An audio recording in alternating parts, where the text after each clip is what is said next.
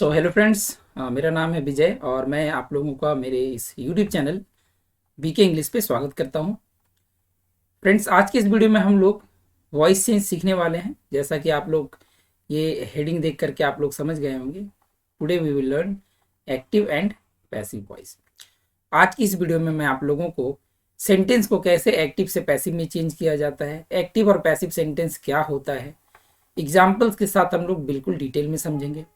ये एक पूरा जो है एक्टिव से पैसिव चेंज करने का ये पूरा एक वीडियो सीरीज रहेगा, जिसमें आज हम लोगों का ये पार्ट 1 वीडियो है, जिसमें मैं आप लोगों को जो है इंट्रोडक्शन दूंगा एक्टिव और पैसिव वॉइस के बारे में। किस तरीके से हम लोग चेंज करते हैं उन सब चीज़ों को हम लोग एक एक करके देखेंगे। आप लोग इसके बाद इस वीडियो को तो पूरा देखना ही है। इसके बाद जो आएंगे वीडियोस, उन वीडियोस को भी आप लोगों को पूरी तरह से देखना है। और मैं आप लोगों को एक बात चैलेंज करके बोल सकता हूँ कि अगर आप लोग इन पूरे जो ये पूरा वॉइस चेंज का सीरीज को अगर आप देखते हैं तो आप लोगों का बिल्कुल भी वॉइस चेंज गलत नहीं होगा। ठीक है, चाहे आप किसी भी ये एग्जाम को आप दे रहे हो जिसमें एक्टिव या पैसिव पूछा जाता हो, आप अगर इस पूरे वीडियो के सीरीज को देख लेते हैं तो आप लोग कम से कम एक्टिव और पैसिव में तो गलत नहीं करेंगे, इस बात का मैं दावा कर सकता हूँ। ठीक है, तो वीडियो को पूरा देखना है और अगर वीडियो पसंद आए तो उसे लाइक एंड शेयर बिल्कुल कीजिएगा। और अगर आप लोगों ने मेरे इस चैनल को अभी तक सब्सक्राइब नहीं किया है देन प्लीज़ मेरे चैनल को सब्सक्राइब कर लीजिएगा और बेल आइकन को भी प्रेस कर लीजिएगा, ताकि आपको मेरे जितने भी लेटेस्ट वीडियोस हैं उनकी नोटिफिकेशंस मिल जाए। ठीक है, तो चलिए हम लोग देखते हैं, एक एक करके चीज़ों को समझते हैं कि कैसे एक्टिव से पैसिव चेंज किया जाता है। देखिए, अगर हम लोग बात करें एक्टिव और पैसिव का, जो एक्टिव और पैसिव आप लोगों का एग्जामिनेशन में पूछा जाता है, तो बेसिकली क्या होता है कि इसे हम लोग वॉइस चेंज कहते हैं। क्या कहते हैं? वॉइस कहते हैं। इसे हम लोग वॉइस कहते हैं।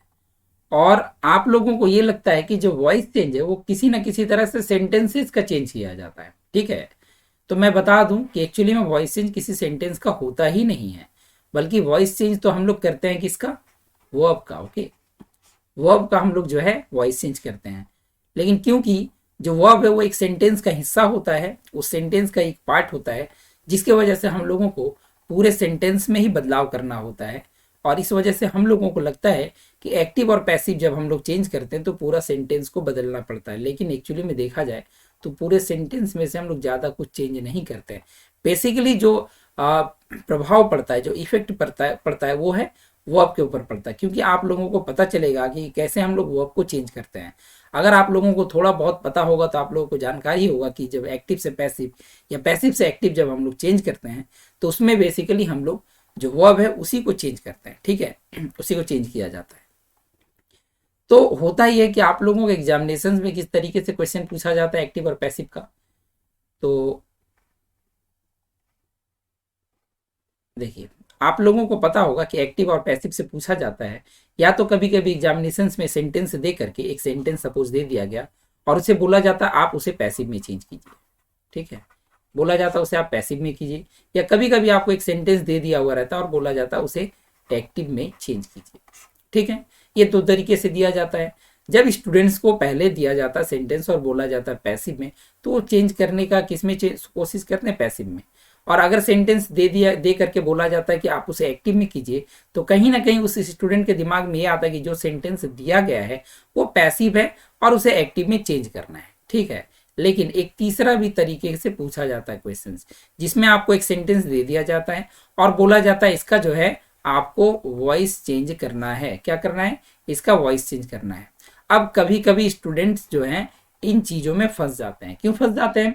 जब बोला जाता है कि आपको वॉइस चेंज करना है तो उसके दिमाग में समझ नहीं आता है कि एक्टिव में चेंज करना है या पैसिव में करना है। तो सबसे पहले क्या करना होता है कि सेंटेंस का आपको आइडेंटिफाई करना होगा कि सेंटेंस एक्टिव है। अगर एक्टिव है तो पैसिव में कीजिए, अगर पैसिव है तो उसे आप एक्टिव में चेंज करेंगे।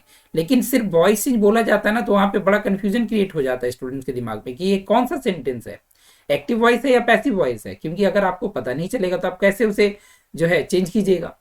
तो ये कंफ्यूजन हमेशा दिमाग में रहता है। तो इस कंफ्यूजन को मैं आज दूर कर दूंगा। और एक बार, बहुत बार क्या होता है कि अगर किसी सेंटेंस में गलती से भी बाय दिख जाए तो लगता है ये सेंटेंस तो पक्का पैसिव का होगा। ठीक है, गलती से अगर किसी सेंटेंस में बाई दिख जाता है तो स्टूडेंट्स को लगता है ये जो सेंटेंस है वो पक्का पैसिव वॉइस का है, ठीक है, जबकि ऐसा नहीं है। हाँ, ये बात बिल्कुल करेक्ट है कि सेंटेंस जो है पैसिव में हम लोगों को बाई देखने को अक्सर मिलता है, लेकिन हम लोग ये नहीं कह सकते हैं कि हमेशा बाई का होना पैसिव वॉइस में जरूरी है। ये जरूरी या कंपलसरी नहीं है, ठीक है। एक्टिव में भी बाई प्रीपोजिशन का यूज हो सकता है, उसे आपको समझना पड़ेगा। तो इन सब चीजों को मैं बिल्कुल एक एक करके आपको समझाऊंगा। वीडियो थोड़ा लंबा हो सकता है, लेकिन एक बात मान लीजिए कि अगर आप इस वीडियो को पूरा देखते हैं तो आप एक्टिव और पैसिव में बिल्कुल भी गलत नहीं कीजिएगा, ठीक है। तो आप थोड़ा सा कॉपरेट कीजिएगा और एक एक करके चीजों को समझिएगा। मैं बार बार बोल रहा हूं, अगर आप वीडियो को पूरा देखते हो तो एक्टिव और पैसिव आप लोगों का गलत नहीं होगा। अगर विश्वास नहीं तो आप पूरा वीडियो एक बार देख करके आप खुद जो है समझ पाइएगा। और अगर आपको लगता है कि हाँ बिल्कुल समझ आ गया तो जरूर आप कमेंट में जो है इस बात को लिख करके बताइएगा कि आपको समझ में आया। और अगर किसी तरीके का आपको कोई क्वेरी रह जाता है, अगर समझ में नहीं आता है, तो आप वो भी कमेंट करके बिल्कुल पूछ सकते हैं। मैं उस कमेंट का जवाब देने का कोशिश करूंगा, ठीक है। तो ये चीजें हम लोग हैं। तो अब एक बार हम लोग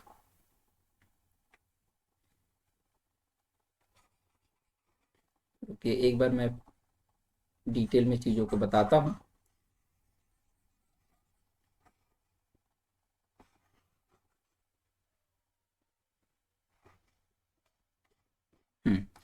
देखिए, तो सबसे पहले आपको ये समझना है कि ये जो एक्टिव और पैसिव है ये क्या होता है।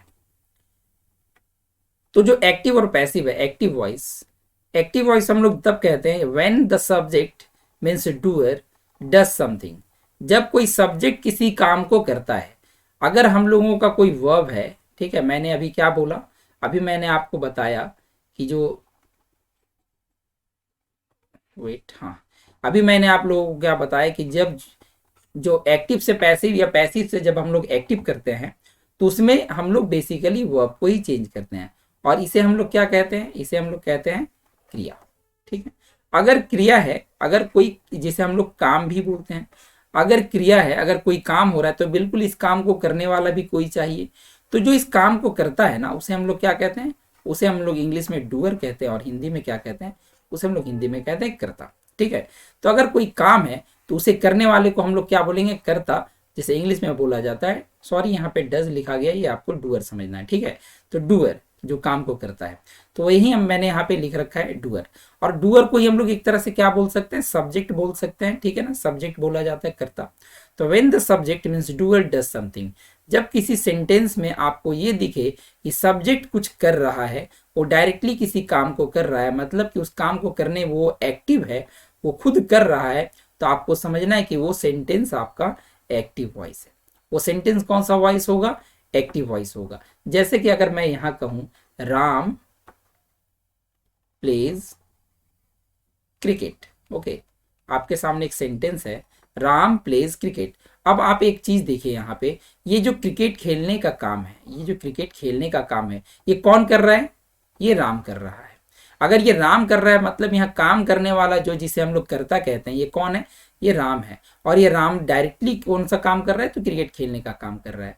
अभी मैंने क्या बताया, जब कोई काम सब्जेक्ट डायरेक्टली कर रहा होता है तो उस सेंटेंस में हम लोग क्या बोलते हैं, एक्टिव वॉइस, क्योंकि यहाँ पे काम को करने में एक्टिव कौन है, राम है। That's why this sentence is called active voice. समझ आया बात। तो ये एक्टिव वॉइस में था। अगर मैं आपको पैसिव बताऊं तो पैसिव, वेट, मैं पैसिव को ये आपको बताता हूं कि आपको कैसे समझना है कि पैसिव वॉइस है। देखिए, पैसिव वॉइस आपको तब समझना है when something is done to the subject और डूअर, जब किसी काम को सब्जेक्ट के ऊपर किया जाए, मतलब कि जो सब्जेक्ट है वो खुद काम नहीं कर रहा होगा बल्कि उसके ऊपर किसी काम का प्रभाव पड़ा होगा, ठीक है। सब्जेक्ट कुछ नहीं कर रहा है बल्कि उसके ऊपर ही कोई काम किया गया है। जैसे हम लोग बोलते हैं ना कि आज तुम्हारा भाई जो है बहुत मार खाया, आज तुम्हारा भाई बहुत मार खाया।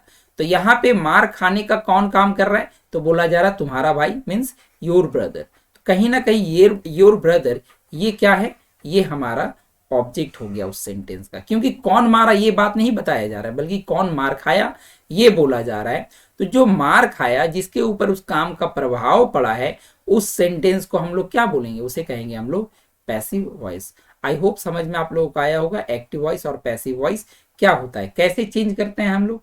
तो एक बार मैं आप लोगों को एक्टिव वॉइस और पैसिव वॉइस यहाँ पे दोनों लिख के बताता हूँ, तब आपको ये अच्छी तरह से क्लियर हो पाएगा। ठीक है, तो देखिए, अगर मैं एक सेंटेंस लिखता हूँ, सपोज यहाँ पे बोला गया Ram eats a mango, Ram eats a mango, ये जो सेंटेंस है ये एक्टिव वॉइस हुआ।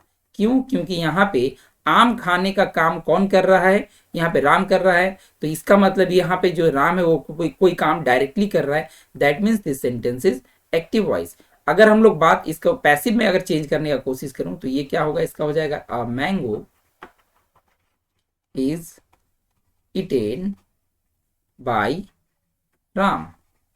अब आप लोगों के दिमाग में आ रहा होगा कि यहाँ पे इज कहां से चला आया, यहां तो इट्स था, कि ईटेन कैसे हो गया।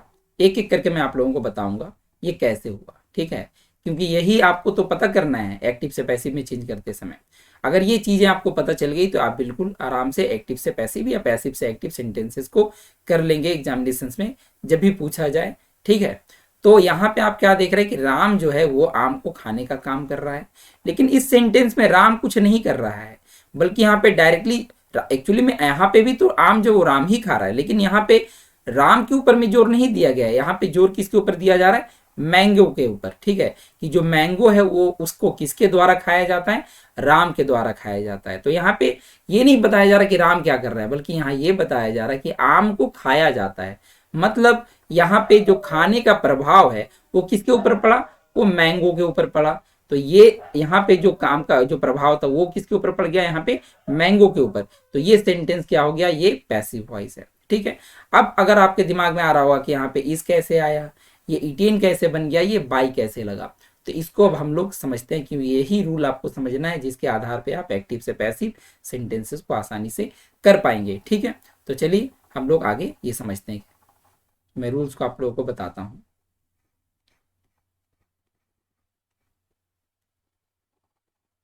देखिए, आपको यहाँ पे देखना है, अगर मान लीजिए कि सेंटेंस मैं यहाँ पे लिख रखता हूं एक्टिव एंड देन इधर में आपको पैसिव। ठीक, आपको कॉपी में इस तरीके से नोट डाउन करना है इसे, आपको एक तरफ में एक्टिव लिखना है और दूसरे तरफ में पैसिव।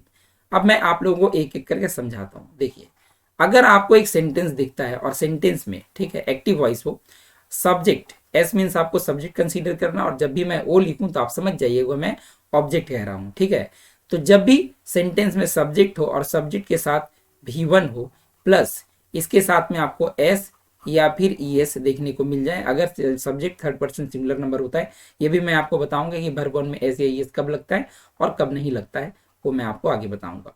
प्लस ऑब्जेक्ट, ठीक है, सब्जेक्ट प्लस भी1 plus S oblique ES plus object, अगर आपको ये कुछ इस तरीके का रहता है तो आपको पैसिव में कैसे करना है, पैसिव में आपको सबसे पहले ऑब्जेक्ट को लाना है। ठीक है, पैसिव में आपको सबसे पहले ऑब्जेक्ट को लाना है, देन आपको लगाना है is are oblique am plus V3। Passive में हमेशा वर्ब का थर्ड फॉर्म होता है, प्लस बाई प्लस सब्जेक्ट। ठीक है, object plus is are am plus V3 plus by plus subject, ये आपका इस तरीके से करना है। अगर मैं बात करूं दूसरे नंबर पे, अगर आपको कभी सेंटेंस में subject plus is are am, अच्छा वेट, मैं यहाँ पे थोड़ा सा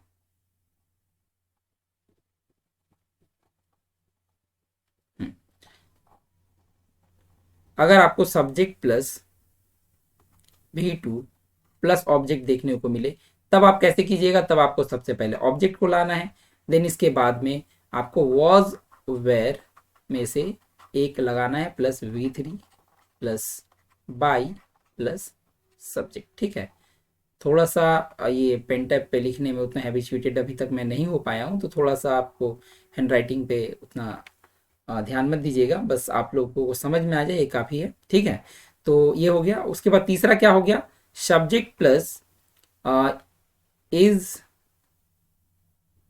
थोड़ा सा लिखने में मुझे प्रॉब्लम हो रहा है, subject plus is, are, am, या फिर वॉज, वेयर। इसके साथ आपको वर्ब का चौथा रूप देखने को मिलेगा प्लस ऑब्जेक्ट। आप इसको पैसिव में कैसे कीजिएगा, मैं पैसिव में यहाँ पे आपको नीचे में लिख दे रहा हूँ। यहाँ पे इसे आपको पैसिव में कैसे करना है, सबसे पहले ऑब्जेक्ट लिखना है, देन इसके बाद ऑब्जेक्ट हो जाने के बाद आपको लिखना है कि इज, आर, एम जो था वो उसी तरीके से एज इट इज आपको लिख देना है, इज, आर, एम, या फिर वॉज, वेयर जो है ना, ये आपको तो लिखना ही है।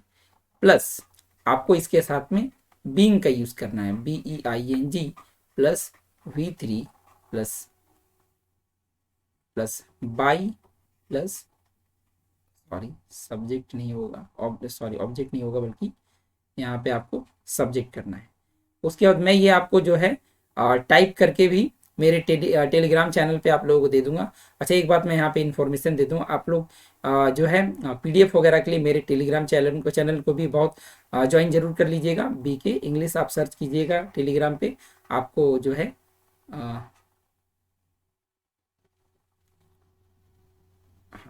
आपको ये BK इंग्लिश से आप सर्च कर लीजिएगा, नहीं तो आपको डिस्क्रिप्शन में भी, इस वीडियो के डिस्क्रिप्शन में आप जाइएगा, जहाँ पे आपको लिंक मिल जाएगा, उस लिंक से भी आप मेरे टेलीग्राम चैनल को जो है आप ज्वाइन कर लीजिएगा, जिसमें आपको PDF मिल जाएगा। और जो मैं ये लिख रहा हूँ ये पूरा जो आपको PDF फॉर्म में उस चैनल पे दे दिया जाएगा, ठीक है। चलिए, तो 4 नंबर में मैं आपको बताऊं, अच्छा ये आप लोग लिख लीजिएगा, मैं इसे थोड़ा सा ऊपर कर लेता हूँ, ठीक है। हाँ, तो यहाँ पे आपको चौथा, उसके बाद subject plus has, have, oblique, sorry यहाँ पे आपको हैव, ऑब्लिक, हैड, ठीक है, ये आपको H समझना है, had plus V3 plus object. अगर ये आपको मिले तो आपको पैसिव कैसे करना है, पैसिव में आपको सबसे पहले ऑब्जेक्ट लिखना है, देन इसके बाद ऑब्जेक्ट लिखने के बाद आपको has, oblique, have, oblique, had plus, अच्छा हाँ, प्लस बिन। आपको क्या करना है, बिन यूज करना है, plus V3 plus by plus subject, ये आपको करना है। और उसके बाद मैं आपको बता दूं कि अगर मान लीजिए सेंटेंस में सब्जेक्ट प्लस अगर आपके साथ मॉडल वर्ब हो, ठीक है ना, मॉडल वर्ब मीन्स अगर मान लीजिए सेल, ठीक है, ये एल, shall, will,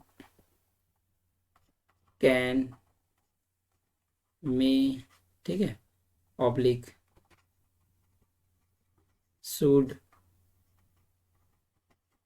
would, would, could, उसके बाद अगर आपका might, MIGHT, might, oblique, must, MUST, must, इन सब के साथ आपका V1 होगा प्लस ऑब्जेक्ट, ये एक्टिव में रहेगा। आपको इसे पैसिव में कैसे करना है, पैसिव में सबसे पहले आपको ऑब्जेक्ट लिखना है, ऑब्जेक्ट लिखने के बाद आपको जो ये दिख रहा है ना, ये आपको जो दिख रहा है मॉडल वर्ब, वो उसको आपको वैसे ही लिखना है। तो मैं यहाँ पे सीधा लिख रहा हूँ मॉडल वर्ब, प्लस आपको इसके साथ में बी का यूज करना है, plus P3 plus by plus subject. आपको ये स्ट्रक्चर का यूज करना है। अगर आप इतना स्ट्रक्चर याद रखते हैं, इतना जो मैंने आपको पूरा स्ट्रक्चर बताया, अगर आप ये पूरा स्ट्रक्चर याद रखते हैं तो आपको एक्टिव से पैसिव या पैसिव से एक्टिव में चेंज करने में किसी तरह का कोई परेशानी नहीं होगा, ठीक है। तो ये पूरा आप नोट डाउन कर लीजिएगा। अब इसी के आधार पे हम लोग जो है आगे सेंटेंसेस को चेंज करेंगे। चलिए मैं आपको एग्जांपल भी एक दिखा देता हूँ कि किस तरीके से यहाँ पे आपको चेंज करना है, दिखाता हूँ मैं।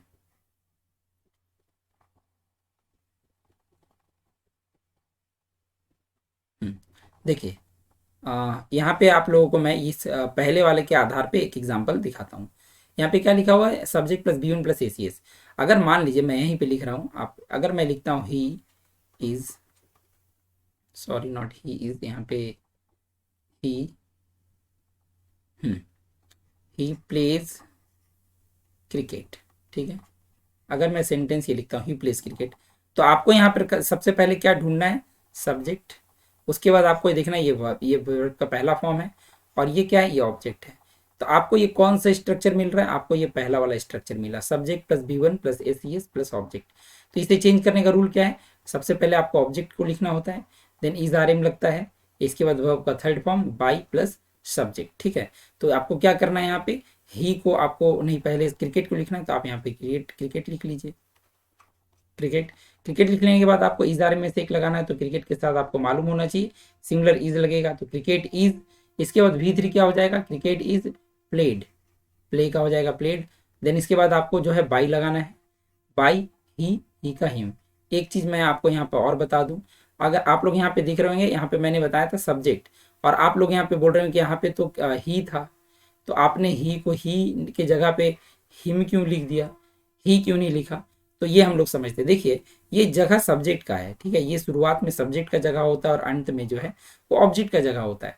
तो आपको उसी तरीके से सब्जेक्ट के जगह पे सब्जेक्ट को और ऑब्जेक्ट के जगह पे ऑब्जेक्ट को, बल्कि सब्जेक्ट और ऑब्जेक्ट को नहीं, बल्कि उसके केस को, अगर सब्जेक्ट का जगह है तो आपको उसे सब्जेक्टिव केस में रखना है, अगर ऑब्जेक्ट का जगह है तो ऑब्जेक्टिव केस में।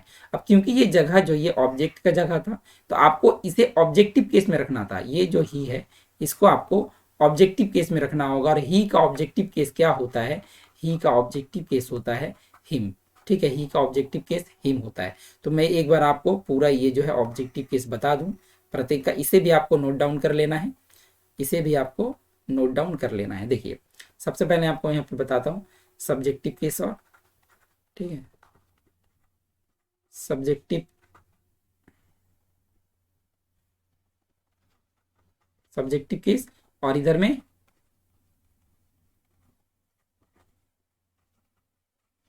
Objective case. ठीक है, सब्जेक्टिव केस और ऑब्जेक्टिव केस। तो इधर में आपको क्या करना है, इधर में आपको लिखना है जैसे कि मान लीजिए आई, तो आई का क्या हो जाएगा, मी। उसके बाद ही का क्या हो जाएगा, ही का हिम। सी, सी का हो जाएगा हर। ठीक है, दे, THEY, दे का क्या हो जाएगा, देम। वी, वी का अस। उसके बाद इट, इट रहने पे आपको इट ही रखना है। यू, यू को भी आपको यू रखना है। आई मी, ही का हिम, सी का हर, दे का देम, वी का अस, इट का इट, यू का यू ही रह जाता है। यहाँ पे कुछ छूट रहा है क्या, नहीं आई थिंक नहीं। अच्छा, वन रहने पे आपको वन ही रखना है, वन को आपको चेंज नहीं करना है। और इसके अलावा आई थिंक नहीं, ठीक है बस। तो ये आपको याद रखना है सब्जेक्टिव केस और ऑब्जेक्टिव केस। तो वहाँ पे ही था ना, तो ही को इसलिए मुझे क्या करना पड़ा, हिम करना पड़ा। ठीक, तो ये आपको सब्जेक्टिव केस और ऑब्जेक्टिव केस बिल्कुल याद रखना है, इसे आप बिल्कुल भी मत भूलिएगा। ठीक है, इसे आपको याद रखना है। चलिए अब हम लोग देख लेते हैं सेंटेंस कि किस तरीके से आपको चेंज करना है, कुछ सेंटेंस हम लोग देख लेते हैं। देखिए, तो आप लोगों के सामने ये सेंटेंसेस हैं, और मैं यहाँ पे बता दूं क्योंकि सेंटेंस जो है आपका आगे मैं अगर सेंटेंस में बात करूं तो एसर्टिव सेंटेंस होता है, इंटेरोगेटिव सेंटेंस होता है, इंपरेटिव सेंटेंस होता है। तो आज हम लोग एसर्टिव सेंटेंस पे बेस्ड सेंटेंसेस देखने वाले हैं, एक्टिव पैसिव का। ठीक है ना, एसर्टिव सेंटेंस का, एसर्टिव सेंटेंस का हम लोग देखने वाले हैं। एसर्टिव सेंटेंस जिसमें कि कुछ भी जस्ट बोला जाता है, स्टेटमेंट होता है, उसमें कुछ पूछा नहीं जाता है, ठीक है, बल्कि जस्ट बोला जाता है, तो उसे हम लोग एसर्टिव सेंटेंस बोलते हैं। तो उस पर बेस्ड हम लोग सेंटेंस देखते हैं। देखिए पहला सेंटेंस आपको यहाँ दिया ये गया है, मोहन प्लेस क्रिकेट। तो सबसे पहले आपको यहाँ पे देखना है सब्जेक्ट कौन है, सब्जेक्ट यहाँ पे मोहन है। ठीक है, उसके बाद आपको प्लेस क्या है, तो प्लेस आपका V1, इसके साथ में एस लगा हुआ है, और ये क्या है, ऑब्जेक्ट। मोहन क्या खेलता है, मोहन क्रिकेट खेलता है। सब्जेक्ट वर्ब ऑब्जेक्ट मिल गया। यहाँ पे क्या है, V1 प्लस एस। तो मैंने क्या बताया था, अगर V1 प्लस एस हो तो इसके साथ में हम लोग को क्या करना पड़ता है, इसके साथ हम लोग को is oblique are oblique am के साथ में वर्ब का थर्ड फॉर्म लगाना होता है, और उसके बाद बाई प्लस सब्जेक्ट होता है। तो सबसे पहले आपको यहाँ पे आंसर क्या हो जाएगा, जल्दी से आप लोग को आंसर इसका सोचना है क्या होगा, फिर मैं आप लोगों को लिख के बताता हूँ इसका आंसर क्या होगा। चलिए बताता हूँ इसका आंसर। यहाँ पे सबसे पहले हमको क्रिकेट लिखना होगा, तो यहाँ पे लिख देता हूँ मैं क्रिकेट। वेट, थोड़ा सा मुझे ना पेन चेंज कर लेना है, ये बार बार डॉट चला आ रहा है। ठीक है, तो सबसे पहले मुझे यहाँ पे लिखना होगा क्रिकेट। क्रिकेट। उसके बाद क्या, इज, क्रिकेट के साथ इज होगा, इज आर में से क्रिकेट के साथ इज, क्योंकि क्रिकेट क्या है, सिंगुलर है, क्रिकेट इज। इसके बाद वर्ब का third form, cricket is played, then इसके बाद बाई लगाना है, और बाई के बाद आपको क्या करना है, मोहन को लिखना है। देखिए नाउन का कोई सब्जेक्टिव केस या ऑब्जेक्टिव केस नहीं होता है, बल्कि चेंज होता है सब्जेक्टिव और केस और ऑब्जेक्टिव केस प्रोनाउन का, नाउन का नहीं। तो मोहन को आपको वैसे ही लिख देना है। तो ये हो गया एक्टिव से पैसिव, ये सेंटेंस आपका एक्टिव वॉइस था, और ये जो हम लोगों ने भी बनाया ये पैसिव वॉइस हो गया। ठीक है, तो एक्टिव वॉइस से पैसिव वॉइस हम लोगों ने कर लिया। दूसरा सेंटेंस हम लोग देखते हैं क्या लिखा हुआ है, ही ईट्स अ मैंगो। तो ही क्या है, ही सब्जेक्ट है, इट्स क्या है, ये वर्ब का पहला फॉर्म, फिर से सी एस है, और अ मैंगो क्या है, ये आपका जो है ऑब्जेक्ट है, इसे आपको चेंज करना है। सबसे पहले क्या हो जाएगा तब, अ मैंगो हो गया, अ मैंगो। देन इसके बाद V1 के अनुसार हम लोग को क्या लगाना होता है, इज आर एम लगाना होगा। तो अ मैंगो के साथ क्या हो जाएगा, अ मैंगो इज। वर्ब का थर्ड फॉर्म क्या होगा, ईट, इट्स का ईटेन। आपको ये पता होना चाहिए थर्ड फॉर्म, अगर आपको थर्ड फॉर्म नहीं पता है तो फिर आप नहीं कर पाइएगा, ठीक है ना। ऐसा मैं जो है वर्ब का फॉर्म से रिलेटेड जो है एक वीडियो जरूर बनाऊंगा, जिसमें मैं आप लोगों को जितने भी इंपॉर्टेंट लगभग जो वर्ब है उसके सारे फॉर्म को मैं बताऊंगा, ठीक है। तो a mango is eaten, then इसके बाद आपको क्या करना है, बाई लगाना है प्रीपोजिशन, और उसके बाद ही, यहाँ पे क्या है, ही। तो आपको ही को नहीं लिखना है, बल्कि ही का ऑब्जेक्टिव केस अभी मैंने क्या बताया, हिम, क्या हो जाएगा, हिम। तो a mango is eaten by him, ये इस सेंटेंस का आंसर है। मैं आगे बताता हूँ क्या होगा तीसरा सेंटेंस।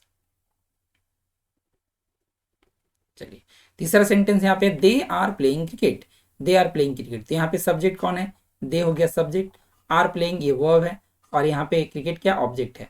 अब यहाँ पे आर है ना, और मैंने क्या बताया, जब इज आर एम या वॉज वेयर होता है तो मुझे वैसे लिखना ही पड़ता है, और उसके साथ में हम लोग को क्या लगाना होता है, बिंग लगाना होता है। अगर आप रूल पे जाएंगे तो आपको पता चल जाएगा, उसके साथ आपको बिंग का प्रयोग करना होगा। मैं आपको यहाँ पे एक बार दिखा देता हूँ, ठीक है, आपको मैं एक बार यहाँ पे दिखा देता हूँ क्या मैंने यहाँ लिखा था। हम्म, चलिए आपको यहाँ पे दिखाता हूँ, ये आपको दिख रहा होगा, subject plus is are am या वॉज वेयर रहता है, तो हम लोग को पैसिव में क्या करना होता है, ऑब्जेक्ट लगाना होता है, इसके साथ इज आर एम तो लगाना होता है, वॉज वेयर लगाना होता है, और साथ में क्या लिखना होता है, बिंग। और बिंग लिखने के बाद उसके बाद आपको वर्ब का थर्ड फॉर्म करना होता है, ठीक है। तो ये आपको करना है, तो वहाँ पे इज आर एम जो है या वॉज वेयर उसमें से एक तो लगाना है, साथ में हमको बिंग लगाना पड़ेगा और वर्ब का थर्ड फॉर्म, ठीक है। चलिए तो यहाँ पे आपको क्या करना होगा, सबसे पहले ऑब्जेक्ट को लेके चले आते हैं। तो ऑब्जेक्ट क्या हो जाएगा यहाँ पे, cricket. Wait, let me change the pen colour. तो यहाँ पे आपको क्या लिखना होगा, सबसे पहले लिखना होगा क्रिकेट, क्रिकेट। इसके बाद क्रिकेट के साथ इज हो जाएगा। उसके बाद क्या लिखना होगा, being, cricket is being. V3 क्या हो जाएगा, प्लेड बाय, दे का क्या हो जाएगा, them, cricket is being played by them, ठीक है, समझ में आया। इसके बाद हम लोग देख लेते हैं यहाँ पे क्या है, we have done the work. Subject यहाँ क्या है, वी। इसके बाद हैव डन ये वर्ब है, एंड द वर्क क्या है, this is object, this is object. And हम लोग को पता है कि सबसे पहले सेंटेंस में ऑब्जेक्ट को लाना होता है, तो ऑब्जेक्ट को सबसे पहले हम लेके चले आते हैं, क्या हो जाएगा, द वर्क, ठीक है। इसके बाद हैव है, तो हैज है या हैड रहने पे हम लोग को उसके साथ में बिन लगाना होता है ना। तो द वर्क, अब इसके बाद आपको हैव नहीं लगाना पड़ेगा, हैज लगाना पड़ेगा। क्यों, क्योंकि वी जो है प्लूरल है, इसके साथ हम लोग को प्लूरल वर्ब लगाए, बट द वर्क क्योंकि सिमिलर है तो आप इसके साथ सिमिलर वर्ब यूज करना पड़ेगा, जो कि है हैज। आप हैव मत लगाइए, क्योंकि आपको पता होगा हैज और हैव ये दो वर्ब्स होते हैं ग्रुप में। तो हैज ये यूज होता है सिमिलर के लिए, जबकि हैव यूज होता है प्लूरल के लिए, ठीक है। तो आप लोगों को पता होगा कि वी यहाँ पे प्लूरल था इसलिए यहाँ पे हैव लग गया, मगर द वर्क क्या है, सिमिलर है ना, एक है, तो इसके साथ आपको हैव नहीं बल्कि हैज लगाना पड़ेगा। समझ आया बात, तो ये चीज करना है। द वर्क हैज, इसके बाद आपको बिन लगाना है, एक बी वर्क। तो the work has been, then इसके बाद थर्ड फॉर्म क्या हो जाएगा, तो थर्ड फॉर्म आपको पहले से यहाँ पे दिख रहा होगा, डन। तो इसे हम लोग को वैसे ही लिख देना है, डन बाय। और वी का मैंने क्या बताया था, ऑब्जेक्टिव केस क्या हो जाएगा, अस। तो इसका करेक्ट आंसर क्या हो गया, the work has been done by us, ठीक है। आई होप समझ में आया होगा। इसके बाद हम लोग देख लेते हैं next sentence number 5, he can solve my problem. यहाँ पे आपको मॉडल वर्ब दिया गया है, और मैंने क्या बताया था, मॉडल वर्ब को पैसिव में जब हम लोग करते हैं तो उसके साथ बी का यूज करना पड़ता है, ठीक है। तो सबसे पहले हम लोग ऑब्जेक्ट को लेके चले आते हैं, ऑब्जेक्ट यहाँ पे माई प्रॉब्लम। तो ये क्या हो जाएगा, my problem my problem. Then इसके बाद मॉडल वर्ब को उसी तरीके से लिख दिया जाए। देन इसके बाद हम लोग को पता मॉडल वर्ब के साथ क्या लगता है, बी लगता है। तो my problem can be, V3 क्या हो जाएगा, सॉल्व्ड बाय, और ही का ऑब्जेक्टिव केस अगेन हिम। ठीक है, my problem can be solved bye him. ठीक है, तो ये आंसर इसका हो गया। आई होप समझ में आया होगा। अच्छा, देन इसके बाद आगे बढ़ेंगे हम लोग नंबर 6 सेंटेंस की तरफ।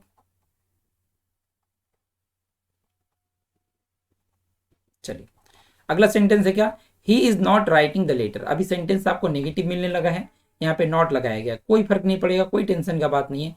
नॉट जैसे है वैसे यूज करना है आपको, सिर्फ सब्जेक्ट वर्ब और ऑब्जेक्ट ढूंढना है। सब्जेक्ट ही इज और राइटिंग ये वर्ब हो गया, नॉट बीच में है, उसी तरह से लिखना है। हम लोग को पता है कि जो पहला हेल्पिंग वर्ब होता है उसके साथ नॉट का यूज करना होता है। और द ऑब्जेक्ट क्या है, this is object. The letter क्या है, द लेटर एक ऑब्जेक्ट है। तो इसको हम लोगों को सबसे पहले यहाँ पे लिखना होगा, तो क्या लिखेंगे, द लेटर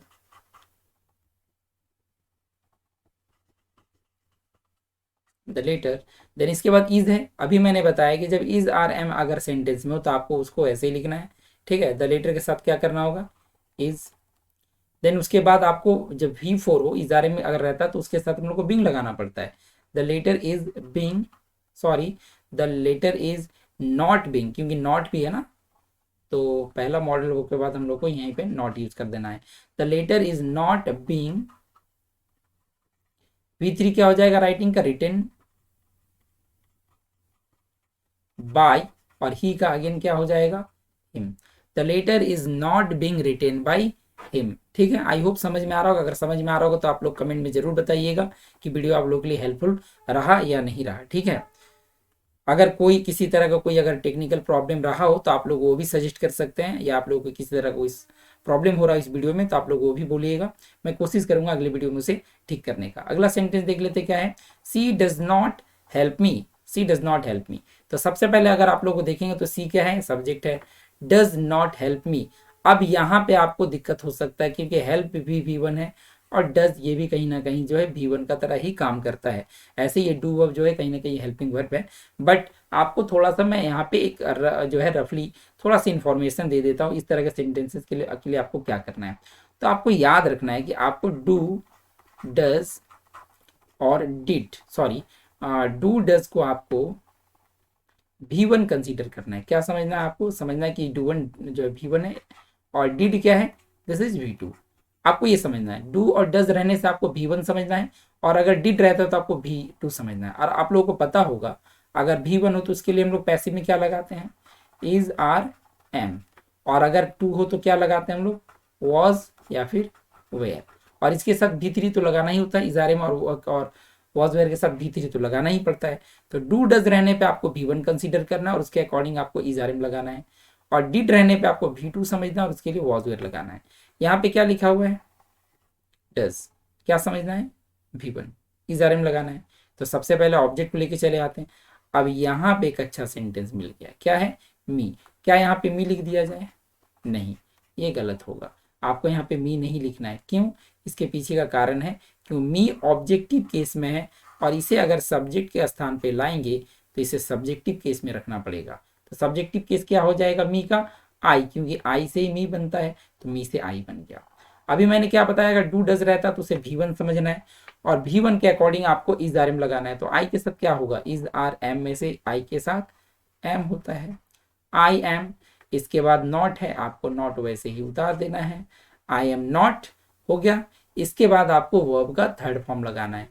अब क्या डज का V3 लगाना है, बिल्कुल नहीं, क्योंकि ये हेल्पिंग वर्ब था, मेन वर्ब नहीं था।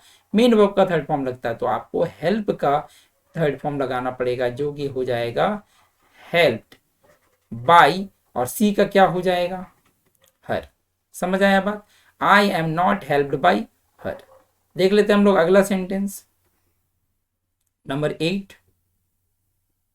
नंबर 8 सेंटेंस है, we have not seen him. Again यहाँ पे नेगेटिव सेंटेंस है, तो सबसे पहले हिम को क्या किया जाएगा, ही, क्योंकि अभी मैंने जस्ट बताया कि ही से अगर हिम होता ऑब्जेक्टिव केस, तो ऑब्जेक्टिव केस को सब्जेक्टिव केस में बदलेंगे तो उसके अकॉर्डिंग ही बदलना पड़ेगा।